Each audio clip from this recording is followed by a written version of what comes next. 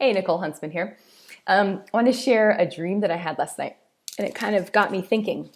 So, okay, I'm in this dream, and I'm captaining a boat, and it's this beautiful starry night, and black sky, and these bright stars, just covering the sky, as we see in dreams. And as I'm moving forward through the water, it's very quiet. All of a sudden, I'm just hit with this dense patch of fog, and I can't see anything. I can't see even my hands. Everything is obscured to me.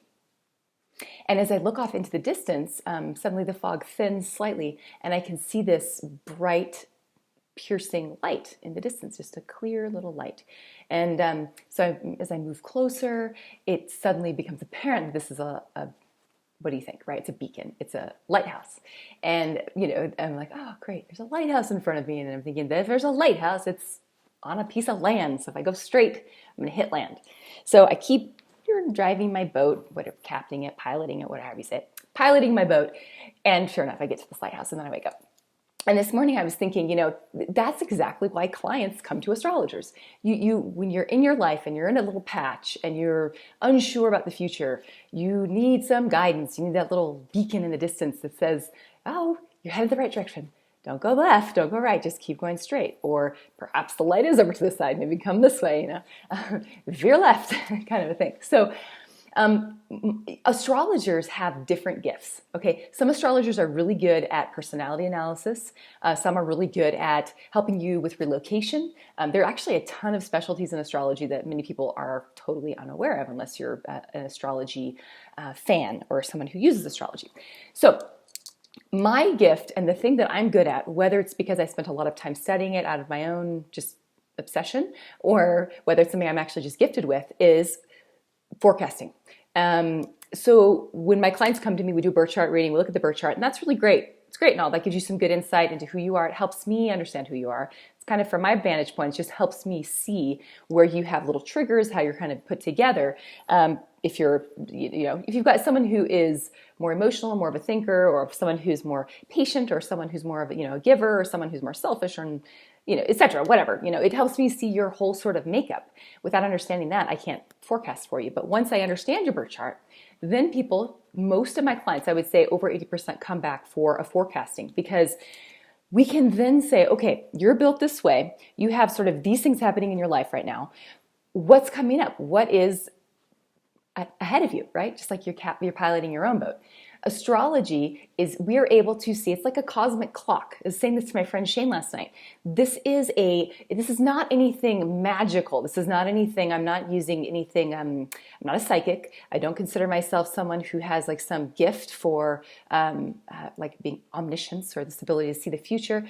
I'm simply using astrology. I'm using geometry. I'm using mathematics. I'm looking at how we fit in, how you fit in time and space. We're part of a system, the solar system that we're part of, that's moving through space. I'm just looking at cross sections of that solar system and what's happening. Astrologers have been doing this for thousands of years. We've been looking at how we have events in the sky, and then we have correlating events here on Earth. And this applies to your personal life. So, for example, just to sort of validate, I suppose, my claims here, I started doing a forecast, an astrology kind of a cosmic weather forecast a few weeks ago. I started doing this just because I thought, what the hell, might be a fun thing to do. And just for my own, it helps me too with my clients to kind of see what's happening and see how it might be affecting their lives for that week. So I started putting it on YouTube. And then the first one that I did, I mentioned that there would be, some sort of an event, a violent event relative to terrorism on Thursday and Friday. And that, I'm saying this the week prior. And then we have the Beirut and the Paris attacks, okay, on those days. And then the following week, I can't remember all of the details of all the weeks, but I mentioned, important things that would be happening in the weeks the following weeks. This past week I mentioned, I even titled, of course, the week of the shootings, I mentioned that there would be some sort of a violent act that week as well. This past week, I titled the event Lightning Crashes, because it's a very volatile, high energy electrical week. I was not even thinking about the actual weather of the earth, okay? I was simply thinking about the psychology of the human beings that inhabit this earth. But I had mentioned that there would be a storm and that you should all go inside and wait till the storm passes and whatever kind of thing. So And sure enough, we have obviously had a lot of really bad weather this week. We've had the flooding in the Pacific Northwest. We have had a lot of fog throughout the world. We have had smog issues in China, which, that obscuring of visibility. Okay, so along with that, I also mentioned that there might be an assassination threat made towards the administration, made towards the president of the United States. So I was not accurate. That didn't happen. There wasn't an assassination threat made towards Barack Obama. There were assassination threats made towards a presidential candidate, Donald Trump. In my mind, who are we hearing about more relative to the presidency of the United States right now in our news? Barack Obama or Donald Trump? Right? It's Donald Trump. So astrology, it's giving you some clues. It gives you clues about what's coming up. There's a big difference between a week that is calm and placid and a week that's stormy. And this week that's coming up, this next week, I'm actually really excited to do the forecast for this next one because we have some calming influences, some sort of getting serious and getting real influences moving into place, which will be nice because we've had some hysteria lately. People have been not in their right minds. So things will be changing a bit this next week. So watch my forecast if you want to hear about that. But point being, look, I can do the same thing for you. We can look at your year coming up. We can see, okay, well, you really screwed up 2015. What do you want? Do you want to know how to not screw up 2016, or do you want to keep doing the crap you were doing last year? My job is to help you to see what's coming up so that perhaps you can make some changes in your life. Perhaps you can there's this pattern I've been repeating.